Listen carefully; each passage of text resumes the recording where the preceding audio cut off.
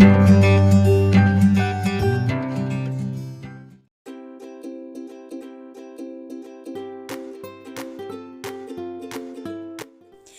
Dears, welcome back. ഇന്നത്തെ നമ്മുടെ video Arabian ഡിഷായ മജ്ബൂസിൻ്റെ റെസിപ്പിയാണ്. ചിക്കൻ മജ്ബൂസാണ് കേട്ടോ ഞാനിപ്പോൾ ഇവിടെ തയ്യാറാക്കുന്നത്. അപ്പോൾ നമുക്ക് എങ്ങനെയാണ് ഇത് തയ്യാറാക്കാമെന്ന് പെട്ടെന്ന് തന്നെ കണ്ടു നോക്കാം. ഞാനിവിടെ പ്രഷർ കുക്കറിൽ വെച്ചിട്ടാണ് മജ്ബൂസ് തയ്യാറാക്കുന്നത്. അപ്പോൾ അതിനായിട്ട് കുക്കർ അടുപ്പത്ത് വെച്ചിട്ടുണ്ട്. ഇനി ഇതിലേക്ക് ഒരു 3 ടേബിൾ സ്പൂൺ ഓയിൽ ഒഴിച്ചു കൊടുക്കാം.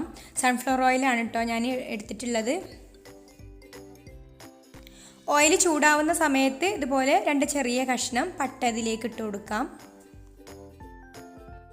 ഈ പട്ട മൂത്ത് വരുമ്പോൾ ഓയിലിന് നല്ലൊരു ഫ്ലേവർ വരും. ഇനി ഇതിലേക്ക് വലിയുള്ളി അരിഞ്ഞത് ചേർത്ത് കൊടുക്കാം. ഒരു വലിയുള്ളിയാണ് ഞാൻ എടുത്തിട്ടുള്ളത്. ഇനി ഇതൊന്ന് വഴറ്റിയെടുക്കണം.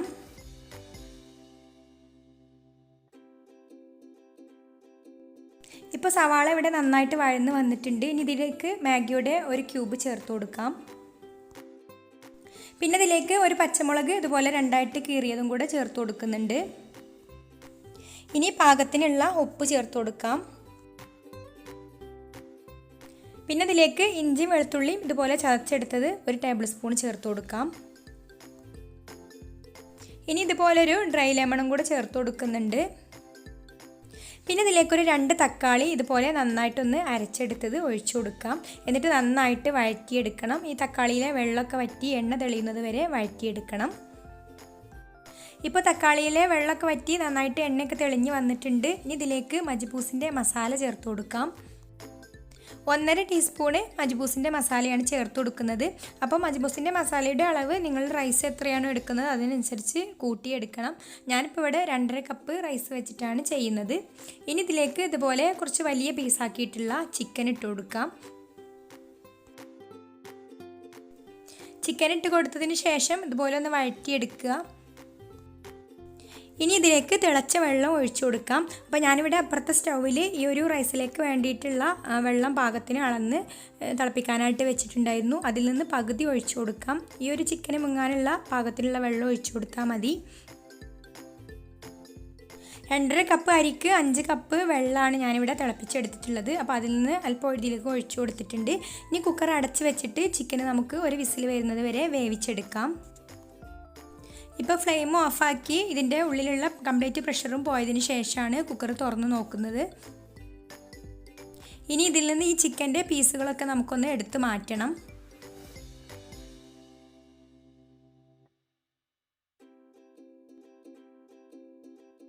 ഇപ്പോൾ ഈ വെള്ളത്തിൽ നിന്ന് ചിക്കൻ്റെ പീസുകൾ മുഴുവനും എടുത്ത് മാറ്റിയിട്ടുണ്ട്. ഇനി ഇതിലേക്ക് ബാക്കിയുള്ള വെള്ളം കൂടെ ഒഴിച്ചു കൊടുക്കുക. നമ്മൾ നേരത്തെ തിളപ്പിച്ച് വെച്ചിട്ടുണ്ടായിരുന്ന ആ വെള്ളത്തിൻ്റെ ബാക്കി വെള്ളം ഉണ്ടല്ലോ, അതും കൂടെ ഒഴിച്ചു കൊടുത്തിട്ട് ഇത് നന്നായിട്ടൊന്ന് തിളപ്പിച്ചെടുക്കണം. ഇപ്പോൾ അരി വേവിക്കാൻ വേണ്ട വെള്ളം ഇവിടെ തിളച്ച് വന്നിട്ടുണ്ട്. ഇതിൽ ഉപ്പ് ചെക്ക് ചെയ്ത് നോക്കുക. ഉപ്പ് കുറവുണ്ടെങ്കിൽ ഈ സമയത്ത് ചേർത്ത് കൊടുക്കണം. ഇനി ഇതിലേക്ക് ബസ്മതിയുടെ സെല്ല റൈസാണ് ഞാൻ എടുക്കുന്നത്. അത് 1 മണിക്കൂർ സോക്ക് ചെയ്ത് വെച്ചതിന് ശേഷം ഊറ്റി വെച്ചിട്ടുള്ള റൈസാണിത്. അപ്പോൾ ഇതിൽ നന്നായിട്ട് വെള്ളം വാർന്നു പോയിട്ടുണ്ട്. അതുകൊണ്ട് ഞാൻ ഇതിലേക്ക് നേരിട്ട് ഇട്ട് കൊടുക്കുകയാണ്.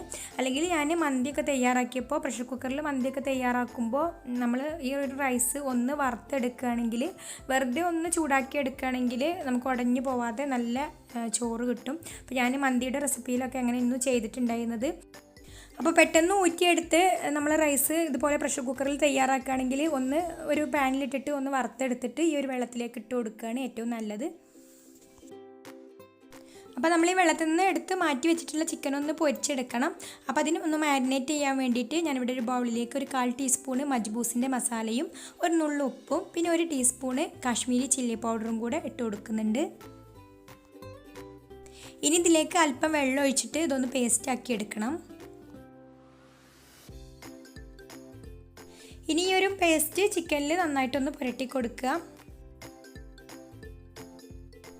ഇപ്പോൾ ചിക്കൻ ഇവിടെ നന്നായിട്ട് മസാലയൊക്കെ പുരട്ടി വെച്ചിട്ടുണ്ട്. ഇനി നമുക്കിതൊന്ന് പൊരിച്ചെടുക്കാം. അപ്പോൾ ഇത് ഫ്രൈ ചെയ്തെടുക്കാൻ വേണ്ടി ഒരു ഫ്രൈ പാനിലേക്ക് അല്പം ഓയിൽ ഒഴിച്ചു കൊടുക്കാം. ഒരുപാടൊന്നും വേണ്ട, നമ്മളിത് ഷാലോ ഫ്രൈ ആണ് ചെയ്തെടുക്കുന്നത്. ഇനി ചിക്കൻ്റെ ഓരോ പീസും ഇതിലേക്ക് വെച്ച് കൊടുക്കാം. ഒരു സൈഡ് റെഡി ആയിട്ട് വരുമ്പോൾ ഒന്ന് മറിച്ചിട്ട് കൊടുക്കുക. അതുപോലെ 2 സൈഡും ഒരുപോലെ ഈ ഒരു മസാല, പുറമേയുള്ള ഒരു മസാല ഒന്ന് മൊരിഞ്ഞ് വരുന്നത് വരെ തിരിച്ചും മറിച്ചൊക്കെ ഇട്ടിട്ട് ഫ്രൈ ചെയ്തെടുക്കണം.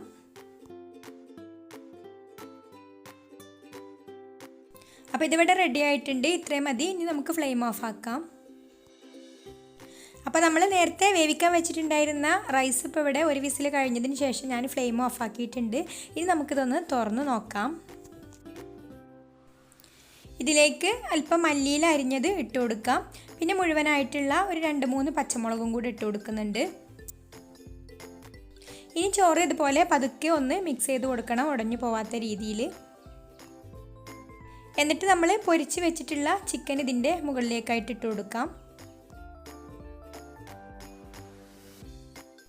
ഇനി കുക്കർ അടച്ച് വെച്ചിട്ട് ഒരു 5 മിനിറ്റ് ലോ ഫ്ലെയിമിൽ ഒന്ന് ദം ചെയ്യണം. ഇനി നമുക്കിതൊരു 5 മിനിറ്റ് കഴിഞ്ഞിട്ട് ഫ്ലെയിം ഓഫ് ആക്കാം. അപ്പോഴേക്കും ഇതിൽ ഒന്നും കൂടി ആവിയൊക്കെ നന്നായിട്ട് കയറിയിട്ടുണ്ടാവും. ഫ്ലെയിം ഓഫാക്കി പിന്നെ ഒരു 10-15 മിനിറ്റിന് ശേഷം കുക്കർ തുറന്ന് നോക്കിയാൽ മതി. ഇനി ഇതിൻ്റെ മുകളിൽ നിന്ന് ചിക്കൻ്റെ പീസുകളൊക്കെ എടുത്ത് മാറ്റി വെക്കാം. ഇനി റൈസ് ഒന്ന് പതുക്കെ ഇതുപോലെ മിക്സ് ചെയ്ത് കൊടുത്തതിന് ശേഷം നമുക്കൊരു പ്ലേറ്റിലേക്ക് മാറ്റാം. അപ്പം നമ്മുടെ ചിക്കൻ മജ്ബൂസ് ഇവിടെ റെഡി ആയിട്ടുണ്ട്. അപ്പോൾ എല്ലാവർക്കും ഈ ഒരു റെസിപ്പി ഇഷ്ടമായിട്ടുണ്ടാവും എന്ന് വിചാരിക്കുന്നു. ഇഷ്ടമായിട്ടുണ്ടെങ്കിൽ ഒന്ന് ലൈക്ക് ചെയ്യുക, അതുപോലെ ഷെയർ ചെയ്യുക, കമൻറ്റ് ചെയ്യുക. പിന്നെ എൻ്റെ ഈ ഒരു ചാനൽ സബ്സ്ക്രൈബ് ചെയ്തിട്ടില്ലാത്തവരാണെങ്കിൽ ഒന്ന് സബ്സ്ക്രൈബും കൂടെ ചെയ്ത് സപ്പോർട്ട് ചെയ്യണേ. അപ്പം ഇനി മറ്റൊരു നല്ല റെസിപ്പിയുമായിട്ട് അടുത്ത വീഡിയോയിൽ കാണാം. താങ്ക്